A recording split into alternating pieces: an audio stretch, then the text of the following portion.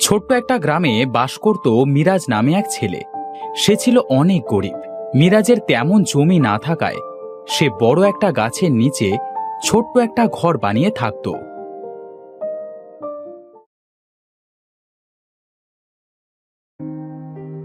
বউ, কোথায় গেলে তুমি? আরে কি হয়েছে? এমন চিল্লাচ্ছ কেন? চেল্লাচ্ছে কি আর সাধে? বেলা কত গড়ালো দেখেছো? তাতে হয়েছেটা কি? আমাকে ডাকোনি কেন? এখন কখন মাছ ধরতে যাব বলো তো? তোমাকে কি আর আমি এখন থেকে ডাকছি? তুমি যদি না শুনতে পাও সেটা কি আমার দোষ নাকি? আসলে কাল একটু রাত করে ঘুমিয়েছি তো, সেজন্য হয়তো শুনতে পাইনি। রাত করে ঘুমোবে না তো কি করবে বলো? সারা রাত তো তুমি চাকরি করো। এমন করে বলো না বউ, তুমি তাড়াতাড়ি গিয়ে জালটা আনো। তুমি একটু দাঁড়াও তো, আমি জালটা আনছি। সোহিনী ঘর থেকে জালটা এনে মিরাজকে দেয়। এই নাও তোমার জাল। মিরাজ জালটা নিয়ে যখন চলে যেতে যায় তখন তার মেয়ে অহনা বলে, বাবা, তুমি মাছ ধরতে যাচ্ছ? হ্যাঁ রে মা। বলি, আজ মাছ পেলে বাড়িতে এনো বাবা। অনেকদিন হয় মাছ দিয়ে ভাত খাইনি। তুমি তো যে মাছ পাও সব বিক্রি করে দাও। আসলে মা, অনেক দিন ধরে তেমন কোনো মাছ পাচ্ছি না। একটা দুইটা যা মাছ পাই সেটা বিক্রি করে বাজার করি। এই, তোকে এত কথা বলতে কে বলেছে শুনি? তুমি তাড়াতাড়ি যাও তো, এমনিতেই আজ অনেক দেরি হয়ে গিয়েছে। এটা শুনে মিরাজ মাছ ধরতে নদীতে চলে যায়।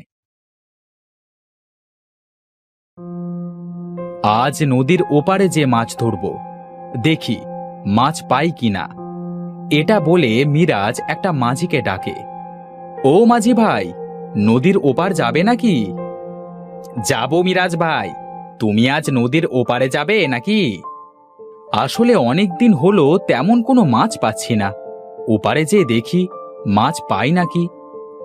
ও আচ্ছা, তুমি নৌকায় বসো, আমি তোমাকে পার করে দিচ্ছি।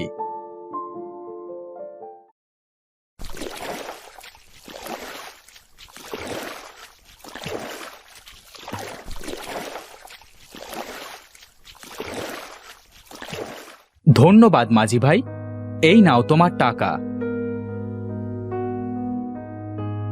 এখানে মানুষের যাতায়াত বেশি, এখানে তেমন মাছ পাবো না। একটু সামনে যে দেখি মাছ পাই কিনা।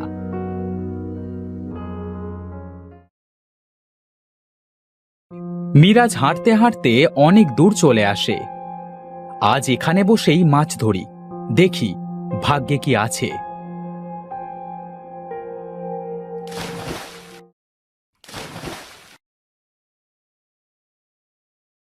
মিরাজ অনেকবার জাল ফেলে, কিন্তু সেদিন মিরাজ একটাও মাছ পায় না।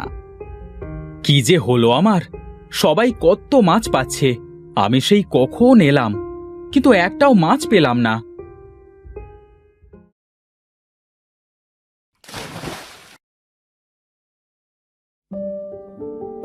আর কত সময় বসে থাকবো, এবার বাড়ি চলে যাই। মিরাজ বাড়িতে চলে আসতে যাবে তখন তার অহনার বলা কথা মনে পড়ল। মেয়েটা বলেছিল আজ মাছ দিয়ে ভাত খাবে, এখন খালি হাতেও বা কিভাবে যাব বাড়িতে? হ্যাঁ, আর একটু চেষ্টা করে দেখি মাছ পাই কিনা।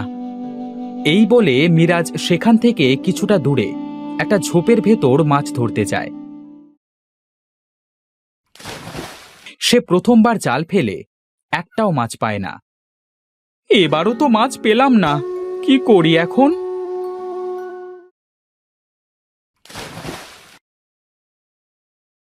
ওরে বাবা, এটা কত বড় মাছ! আজ দেখি আমার কপালটা খুলে গেল। এমন সময় মাছটা কথা বলে ওঠে। আমাকে ছেড়ে দাও, ছেড়ে দাও বলছি। আমি যে আমি যে এখানে শ্বাস নিতে পারছি না, খুব কষ্ট হচ্ছে। এ কি, মাছে কিভাবে কথা বলছে? তুমি কি ভূত নাকি? আমি ভূত নই, আমি এক মায়াবী মাছ। তুমি আমাকে ছেড়ে দাও, আমি তোমার সব কষ্ট দূর করে দেব। তুমি আমার কষ্ট কিভাবে দূর করবে শুনি? তোমার তো সত্যি অনেক কষ্ট হচ্ছে শ্বাস নিতে। মায়াবী মাছ, দাঁড়াও, আমি তোমাকে ছেড়ে দিচ্ছি। মিরাজ মাছটাকে নদীতে ছেড়ে দেয়। সাথে সাথেই মাছটা একটা জলপরীতে পরিণত হয়। এ কি, তুমি তো দেখছি একটা জলপরী। হ্যাঁ, আমি মায়াবী জলপরি। সবাই আমাকে দেখতে পায় না গো। তোমার মনটা খুব ভালো, তাই আমি তোমাকে দেখা দিলাম। আমার মন ভালো, তুমি কিভাবে বুঝলে? তোমার ছোঁয়া পেয়ে আমি বুঝেছি তুমি কেমন। আচ্ছা, তোমার চোখে পানি কেন? তুমি শুনতে চাও জলপরী? বলো শুনি।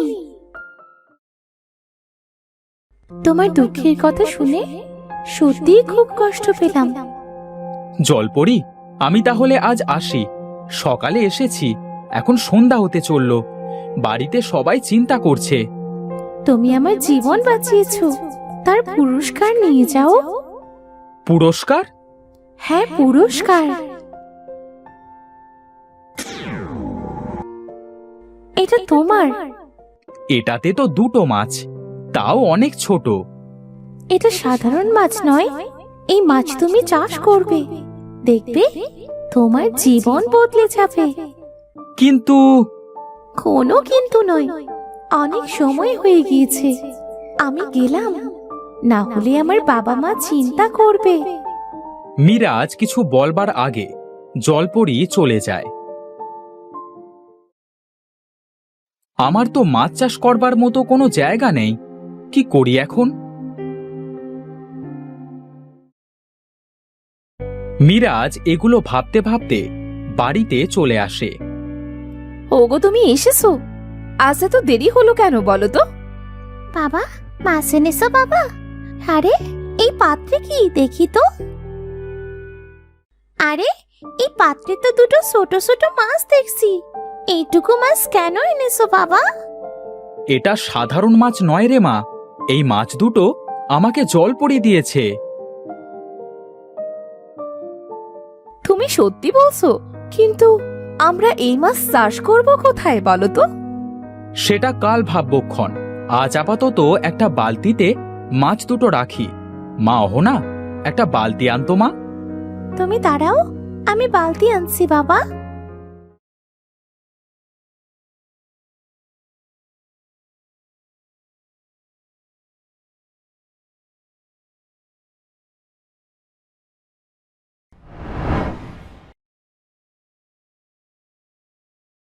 বাবা, ও বাবা, মাছেদের খেতে দেবে না?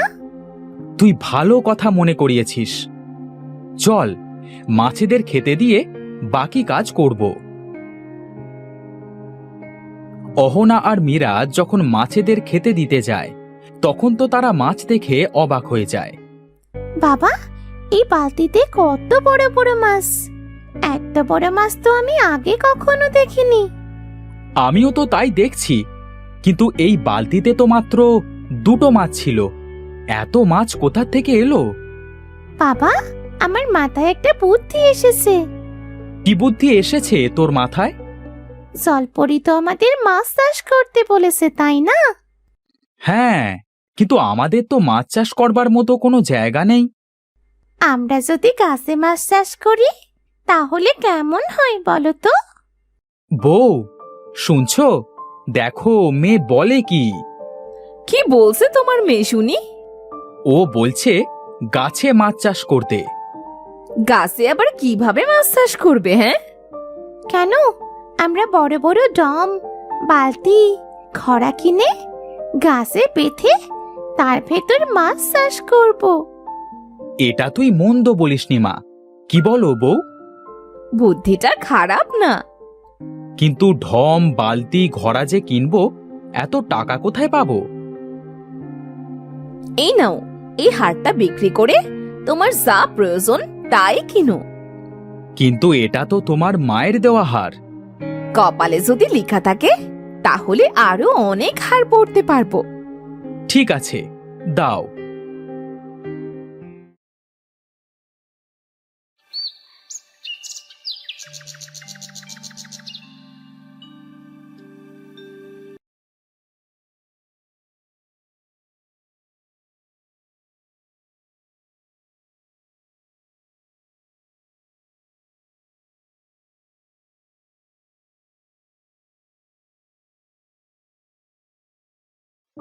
মা অহনা, আমাদের সব কাজ শেষ বল। হ্যাঁ বাবা, এবার এই গাছে অনেক মাছ চাষ করা যাবে। চল আমরা মাছগুলো এই টবটার ভেতরে রাখি। মিরাজ আর অহনা গাছে বাঁধা টবগুলোর ভেতরে মাছগুলো রেখে দেয়। কিছুদিনের ভেতরে সমস্ত পাত্র মাছে ভরে যায়। ওগো, এবার মাছগুলো না বিক্রি করলে হবে না? তুমি ঠিকই বলেছ, মাছগুলো বিক্রি করতে হবে। কেউ যদি জানতে পারে আমরা গাছে মাছ চাষ করছি, তাহলে চুরি করে নিয়ে যাবে না তো? আমার মাছ কেউ চুরি করতে পারবে না, বুঝতে পেরেছ?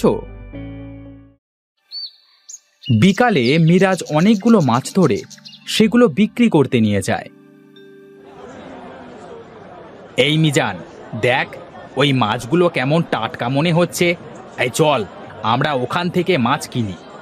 মাছগুলো অনেক বড়, এই অত বড় মাছ কিনবার টাকা আমার কাছে নেই। আরে আমরা যেই তো দেখি। ভাই, তোমার মাছগুলো তো এখনো জ্যান্ত আছে। হ্যাঁ ভাই, নেবেন? বেশি দাম না।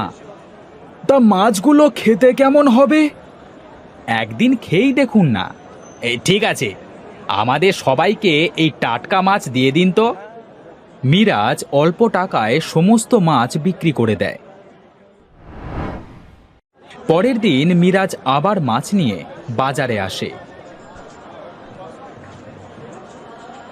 ভাই, আপনার মাছগুলো খেতে যে এত ভালো, এমন সুস্বাদু মাছ আমি আগে কখনো খাইনি। এই কোথা থেকে এনেছেন এমন সুস্বাদু মাছ? আমি নিজেই চাষ করি ভাই। তাই বুঝি? তা আমাকে আপনার দোকানের সব থেকে বড় মাছটা দিন। এই নিন ভাই। দিন যত যায় মিরাজের মাছ চাষও তত বেশি হতে থাকে। মিরাজের মাছ টাটকা ও সুস্বাদু হওয়ায় সবাই মিরাজের কাছ থেকে মাছ কিনতে শুরু করে। ওগো, গাছে মাছ চাষ করে তো অনেক লাভ হচ্ছে। প্রতিদিন এত মাছ তুমি কোথায় বিক্রি করবে শুনি? ভাবছি এবার শহরে মাছ নিয়ে যাব। এমন সময় সেখানে শহর থেকে দুজন লোক আসে। আপনাকে আর কষ্ট করে শহরে যেতে হবে না, আমরাই আপনার সুস্বাদু মাছের খবর পেয়ে চলে এসেছি। আপনার যত মাছ আছে আমরাই কিনব। আমার তো প্রতিদিন মাছ বিক্রি না করলে হবে না। কি বলেন আপনি? আরে এত মাছ আপনি কোথায় চাষ করেছেন? আমি গাছে মাছ চাষ করি। পাগল হলেন নাকি আপনি? গাছে আবার কেমন করে মাছ চাষ করেন? উপরে তাকিয়ে দেখুন না। সত্যি তো, আপনার তো অনেক বুদ্ধি। আপনারা মাছ নিয়ে যান। কত টাকা মাছ বিক্রি করেছে, এবার আমরা ধনী হয়ে যাব। বাবা, আমার যে কি আনন্দ হচ্ছে না! দেখবে একদিন তোমার নাম সারা শহর গ্রাম হয়ে যাবে। তাই যেন হয় রে মা, তাই যেন হয়। আস্তে আস্তে অনেক গ্রাম শহরে মিরাজের সুস্বাদু মাছের কথা ছড়িয়ে পড়ে। শহর থেকে প্রতিদিন অনেক মাছের ব্যবসায়ীরা আসতে থাকে মাছ কেনবার জন্য। গাছে মাছ চাষ করে মিরাজ আস্তে আস্তে অনেক ধনী হয়ে যায়।